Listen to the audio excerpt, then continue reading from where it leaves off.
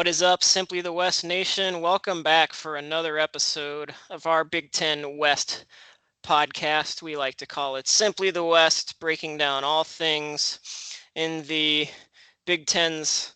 We used to call it the better half. Now I'm just calling it the other half. But in any case, a sobering week as I welcome in my co-host Blake Molly. Yes, sobering. You never know what's going to happen in this great game of ours week to week. That was a good reminder on the field this past weekend. And when it comes to things off the field, also a sobering reminder, frankly, that there are a lot more important things than football in life. I stunned you. You're at a loss for words already. This is weird. Never have I All I'm ever heard saying is you at that a loss. I wish Wisconsin would have won because you know what? Honestly, it just reminds me of hey, when you get a little too cocky and you start looking ahead, or you don't put throat the foot on the throat, keep it on there. Anything can happen. These are all Division 1 athletes, just like in the NFL. They're all NFL athletes. Anything can happen when you don't finish it off, and Wisconsin learned it the hard way, and so did the coaches on that team. There was some the coaching errors as well. So uh, hopefully the Badgers get off to a strong start against Ohio State because this is definitely the matchup that we've been waiting for. Amazing defenses, and Justin Fields looks phenomenal as well. Ohio State seems to look like they have just a little bit too much firepower for Ohio State to keep up, or for Wisconsin to keep up. Excuse me, but you know anything can happen when a good defense can keep you in any game. Anything can happen. And in honor of that sobering reminder, we're having a dry podcast this week. Blake and I are running around squeezing this one into our schedules and thought it'd be appropriate to just stick with good old fashioned. I was just drinking water. I'm not sure. Have you changed your mind? What's in that giant black thermos you just flashed on the screen for our YouTube viewers there for a minute? Vodka, no, water. Sure. In any case, yeah, that 24-23 loss to Illinois, suffered by the Badgers. I can't think of a more surprising upset in all of college football this season, frankly. And maybe it's because we follow this division and this conference so closely as natives of the Midwest. But it was shocking. You and I were texting back and forth. Twitter was blowing up. Still a little shell shocked at how that one went down. I'll make a hockey analogy, seeing as I am located in Minnesota. If you've ever ice skated, especially worn hockey skates, you know that you keep your balance by keeping your edges. Downhill skiing, the same thing. Blake, what happens when you lose an edge? You lose the game. You fall on your face. In this case, you lose to Illinois, a team that nobody saw beating Wisconsin, a team that was inept in a lot of phases, a team that had rumors of its coach being fired after the season flying around heading into this week, despite his track record of success at multiple levels. Good for the Illini. We've moved them up to number 5 in our power rankings. The Lovey Bears are now 3-4, 1-3 in the Big Ten. Wisconsin, by the way, still number 1 in our rankings despite the loss. A prove-it game against the Buckeyes, as Blake alluded to.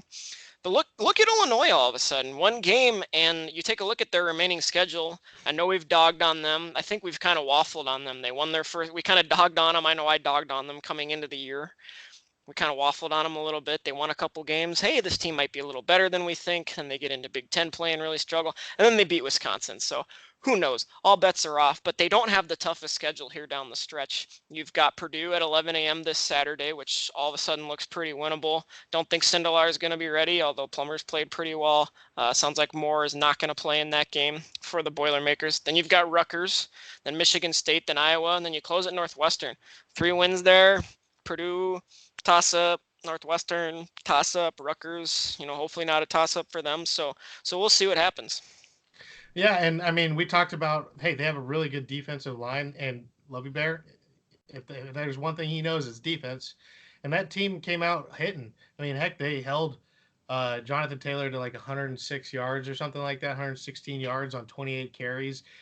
Wisconsin, there was some really weird things like on goal line where they ended up having to settle for 3 points a couple times because they took out Jonathan Taylor. He did all the heavy lifting, and then they're like, "Oh, we don't want to give you any more touchdowns" or something like that. So that was some weird, odd coaching errors that I felt like happened. That's pretty uncharacteristic of Paul Chryst too. That's you Well, don't usually the see that. subbing out has been characteristic. They've been doing that to him all year, where he could probably have way more touchdowns, but they've been Sure. giving it to him. They did have an offensive lineman that was out, and as well as the fullback was out as well. So they were missing some key pieces to that running attack. But and there were some highlights that you see where they were just blowing them off the line, and I just don't understand why they didn't just continue to just put the game out of reach. And give Illinois credit. I do feel like Wisconsin lost the game more than Illinois won the game, Sure. I but think that's a very astute assessment. yeah, but in the end, it doesn't matter. A win's a win. Yep. And the Lovey Bears kept fighting to the end, and they made the plays when they needed to. Like we've talked about, they have really good skill players, and they busted off some big runs. Reggie Corbin had um, a big run to get them, I think, almost to even or like a score away. And then they made basically they were running this corner route all the game long to the tight end, and finally Illinois decided to play it, thinking, hey, they're going to probably try to do it again, and they picked it off, and that's what led to the field goal at the end of the game. And And credit their mental toughness too. With the way their season's gone, especially the past several weeks, you fall behind against a tough physical Wisconsin team. I think there's some other teams in this division that might mentally fold at that point. Not the Lovey Bears, so good on them. Speaking yeah, of, I go mean, ahead. Sorry. yeah, Illinois, their outlook for the rest of the year. I mean, Wisconsin, they still have everything to gain. They still have an outside shot at the college football playoff, especially if they beat Ohio State twice. Um, they can they can maybe get in that way. But and they run the table. Illinois for their when you look at Purdue, Purdue is actually playing a lot better lately. That's looking They're like a very entertaining game all of a sudden yeah, potentially. especially Now that since I their said that, I'm defense is sure it still won't not. be, but Yeah, especially since their defense isn't really doing much. yeah. Rutgers, they should beat them because they're terrible. Michigan State, they have no offense, so that plays right into Illinois' hands a little bit. Although Michigan State might just have too much of a defense for Illinois. And then Iowa, again, great defense, not as much offense. And Northwestern, we know how bad their season's been going, but they'll keep fighting till the end as well. So that could be a game for the ages of the for the title of Illinois. So uh, they can make a bowl. They have probably three, four. Actually, all the rest of these games except for probably Iowa are somewhat toss ups. Less than 75% chance of the other team winning. Sure. Yeah, we'll see what happens. Speaking of Northwestern and Iowa, those two will square off head to head. Iowa number 3 in our power rankings. Northwestern still checking in at the bottom, number 7. That game's at 11 a.m. on ESPN2 Saturday. It is a good old-fashioned Big Ten day in the West Division. 3:11 a.m. kickoffs. How do you like that, Blake? Yeah, get them over with. Get them out of the way. I love it. Ohio State and Wisconsin, 11 a.m. on Big Fox. I had a lot of these Big Ten matchups on Big Fox with that new noon kickoff slot that Fox has put a lot of resources into this year. But onto the Hawkeyes and the Wildcats. Hawkeyes still number 20 in the AP top 25. This is another game you could see Northwestern potentially uglying up. Tried that against Ohio State. Buckeyes continue to be on a different level. That goes without saying. Iowa, especially on offense, definitely not on that level. Hard to completely write off the Wildcats in this one, despite both teams' records. That's at least my opinion. Yeah, and of course Northwestern. They're probably their first 2 or 3 drives of both teams. It looked like Northwestern might be able to ugly it up. I think we were texting back and forth like, "Oh my gosh, it's close." I think it was 7-0 at the end of the first quarter or something like that. And Northwestern was just a play or two plays away from extending drives, getting closer into, or even like breaking one for a big gain. And then Ohio State kind of weathered that storm and then just put it on them. Same thing could be with this Iowa game. Iowa just, man, they did have a bye week, didn't they? Or no, they didn't, did they? I can't remember at this point. But either way, Iowa just needs to figure out their offense. They got to figure Iowa stuff out. beat Purdue 26-20 And over the Purdue, I weekend. mean, which And is kind of Purdue scary hung because in that game. You're absolutely right. it could have been a similar situation to the Wisconsin game where, hey, they're the better team. That they have better defense. They have better athletes on offense. Although Iowa did lose somebody this week. I can't remember. I think it was Smith. Was the guy that got hurt this week. So you're looking at you're looking at a team that just has not figured out anything offensively. But if they do figure some stuff out, this would be the game to do it against a really good Northwestern team on the good defensive Northwestern team. So hopefully that you can see Iowa start to pick things back up as the year progresses. And as a Husker fan, I hope not, but at the same time, I want to see Iowa play really well against Ohio State or against Wisconsin and Minnesota. So uh, I'm rooting for all the Big Ten West guys. Yeah, and you look at Wisconsin losing to Illinois, that proves that there is a recipe on the off chance that you catch the Badgers on an off day. I think I texted you on Saturday, maybe Sunday, and said, look, the division's a lot more open now than maybe we thought it was the past couple of weeks with just Wisconsin dominating. They've got a blemish on their record now and still some tough games to go. So we'll see what happens. Speaking of Purdue, they're still 6 in our power rankings just by virtue of record and the fact that a couple of their top players are out. But if they play well again, at home against Illinois, you could see them maybe skyrocketing up not only the standings, but much more importantly, our power rankings. Minnesota checks in at number 2, has Maryland at 2:30 p.m. Central after boat racing Rutgers as expected. As long as Goldie gets mid to late season Terps and not the early season Terps, they should be 8-0, which hasn't happened in a long time. In fact, Minnesota hadn't won 8 straight games, period, since the 1940s before that Rutgers win and beating Nebraska the week before. That's pretty insane to think about. But PJ Fleck has them really clicking, and if they're able to do that against Maryland in the Twin Cities this weekend, could be an 8-0 team heading into that kind of gauntlet of 4 games that the Gophers have to close out the schedule. It's weird to say, we kind of alluded to it. Hey, there's a chance they could be 8-0, but that's right in front of them. I'm just going to say it on the record. I think Minnesota will win. I predict they'll win. I haven't seen what the line is. But with as schizophrenic as Maryland has been, and just because I've lived in Minnesota long enough to know that the fans there just expect to be disappointed in some way, shape, or form, just when everything's going well, I'd be surprised but not shocked if Maryland at least kept this close and maybe even came into the Twin Cities and righted its ship with some of the talent that the Terps have. And we've talked before about how the future doesn't always resemble the past. The past doesn't guarantee to hold true in the future. But there's a lot of history that says this could be a closer game than maybe we're expecting.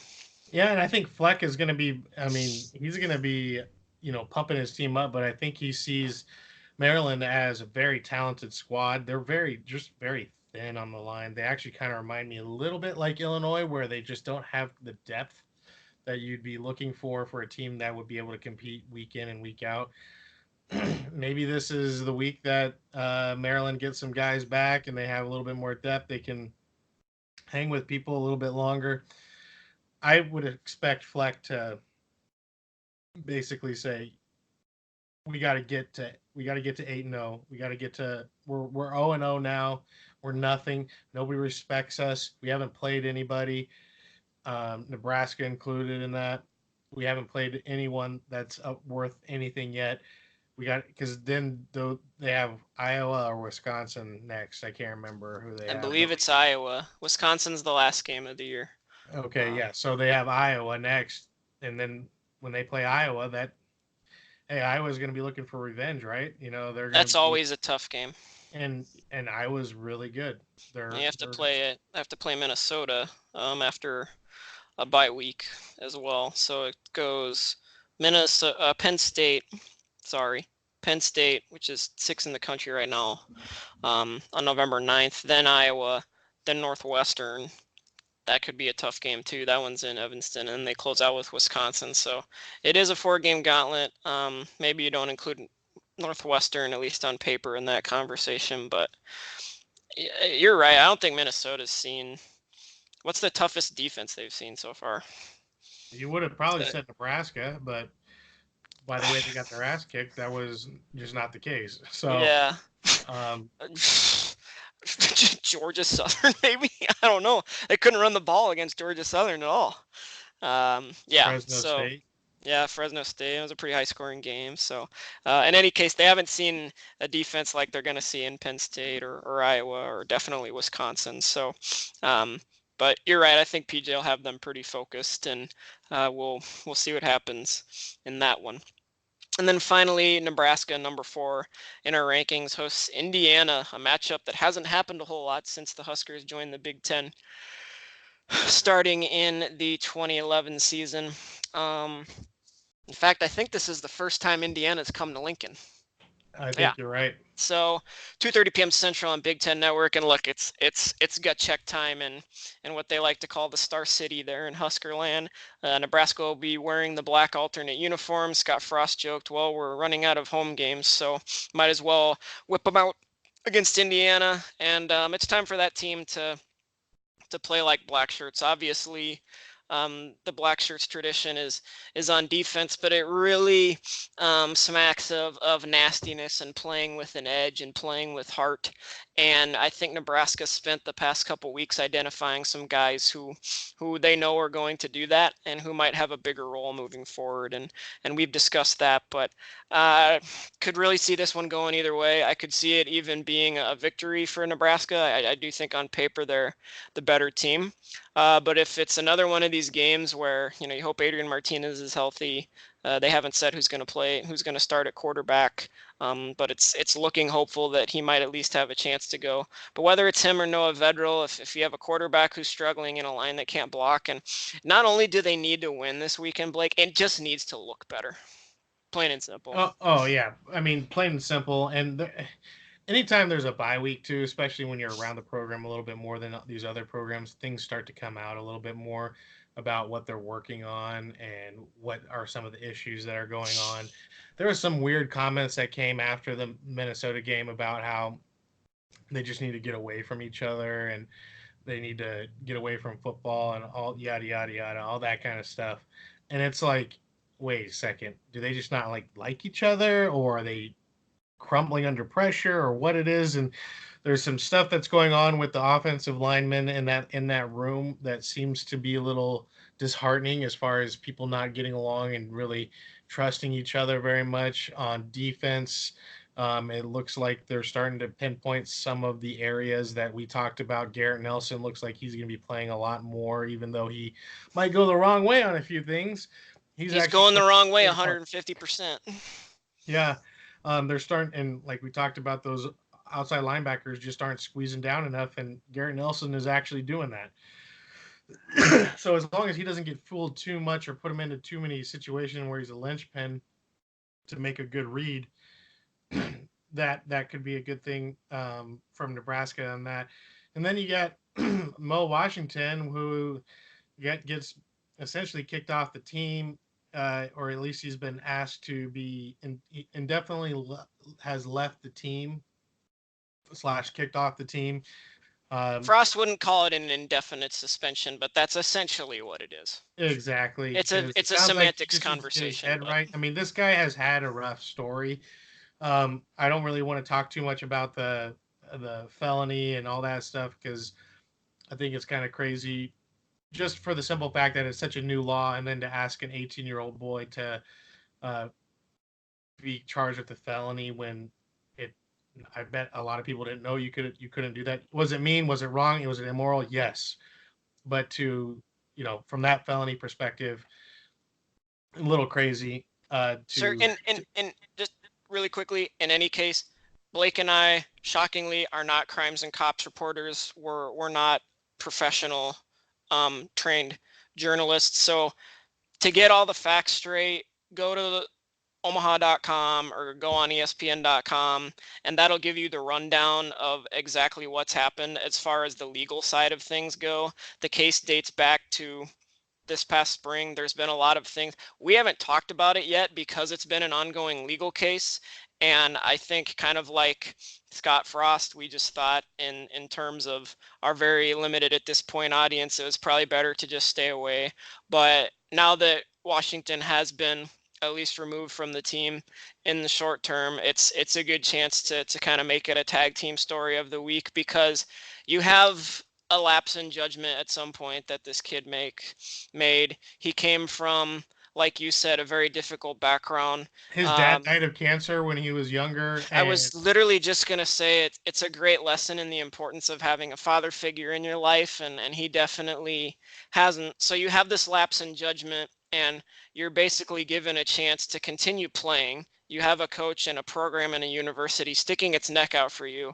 That's not easy in 2019, man, with everything blowing up on social media and everything turning into a huge accusation and a huge battle whenever any of these issues come up. I think a lot of times based on what side of the political aisle you sit on, which just isn't fair. Every situation's different, and you have to focus on the facts and what's true and what's right and good.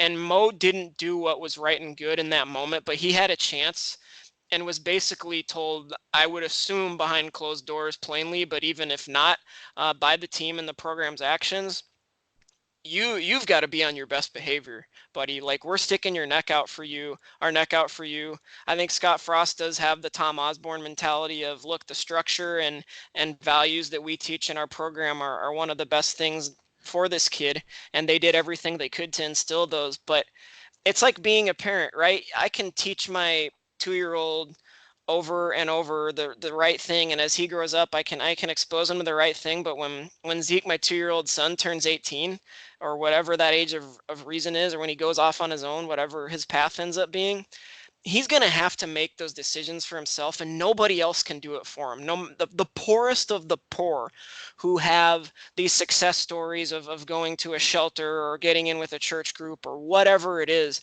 at some point there's some at least ounce of self-accountability where they choose to take the tools and the values that they've been given by whatever program they're a part of, in this instance a college football team.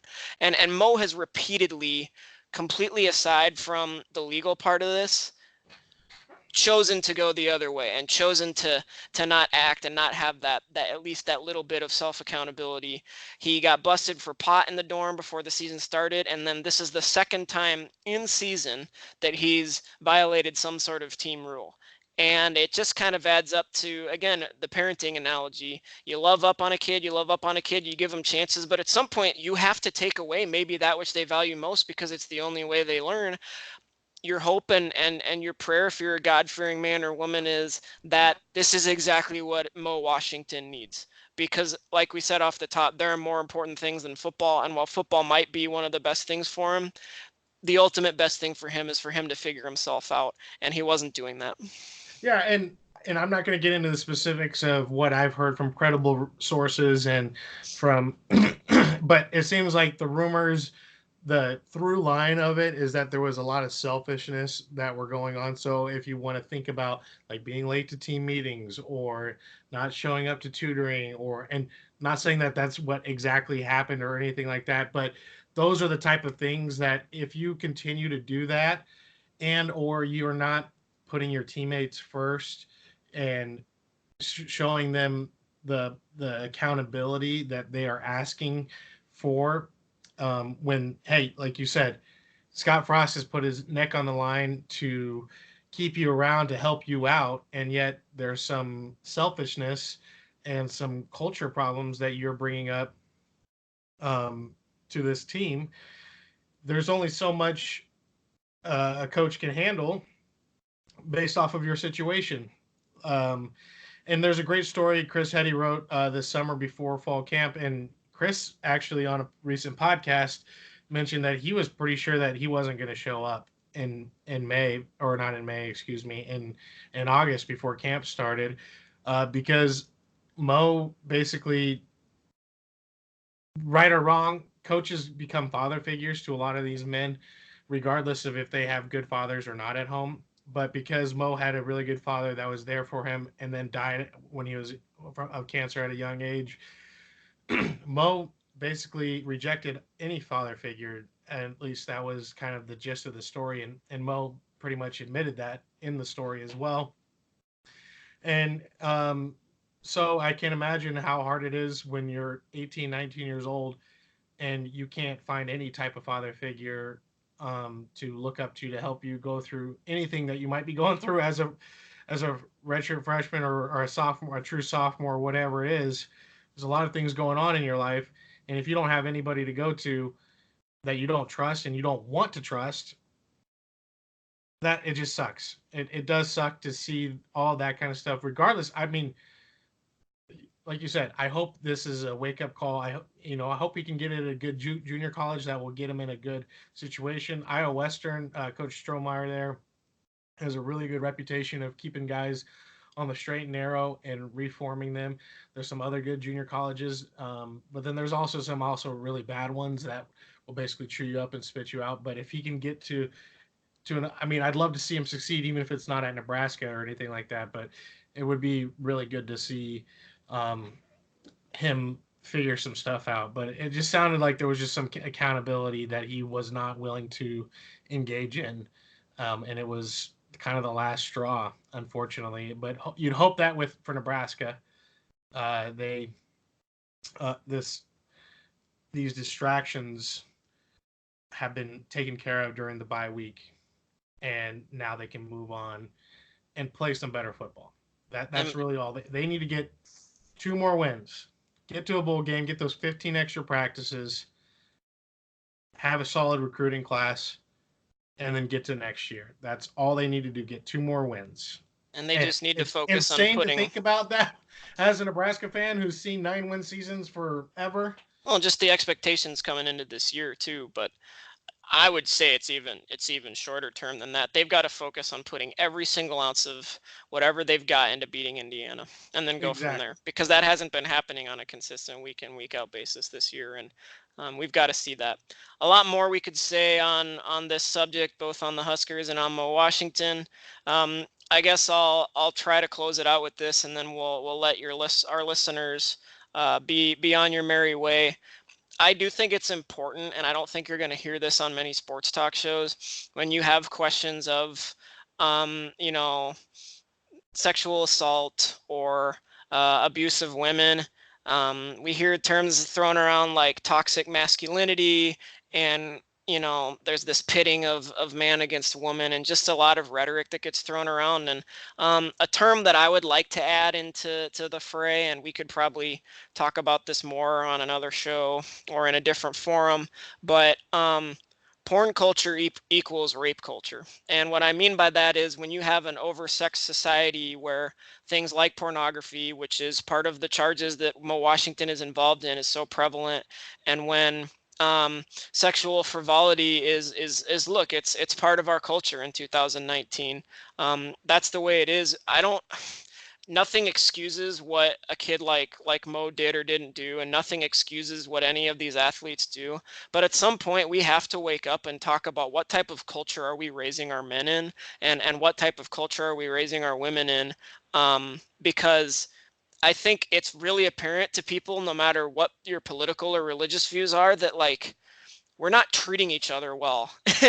and there are some underlying causes to that go beyond this oversimplification of, well, men suck and they're all pigs and they need to stop being pigs. And that's what I hear and see a lot on social media. When you don't have a father figure like Mo, what's going to fill in that gap? What are you seeing out on TV or on social media? And call me an old conservative dingbat, or get off my lawn, or whatever colorful language you'd like to insert.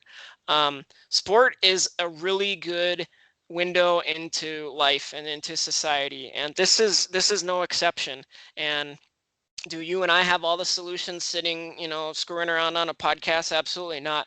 But I think it's apparent that whatever we're focusing on as a culture isn't working. And it might be time to start looking at some of the underlying issues of what type of, um, you know, behavior has become so acceptable in terms of sexual frivolity, and then really ask ourselves, should we be surprised when people are crossing the line? That's all I'll say on that.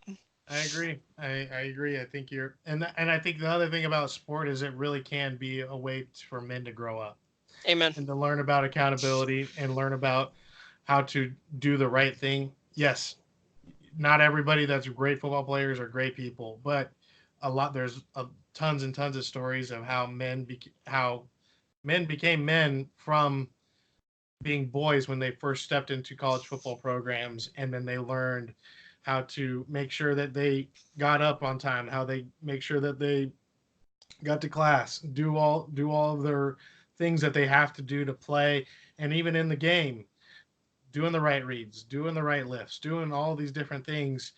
This is how men are made in a lot of different ways, and that's why we love sports as well, is because we get to see, hey, when something wrong is done, there's a reaction, or there's opposite reaction, and when something good has happened, there's another reaction that happens. That's why we love sports, and I think football is another reason why. I mean, is another. It's the ultimate game from that perspective, because there's just.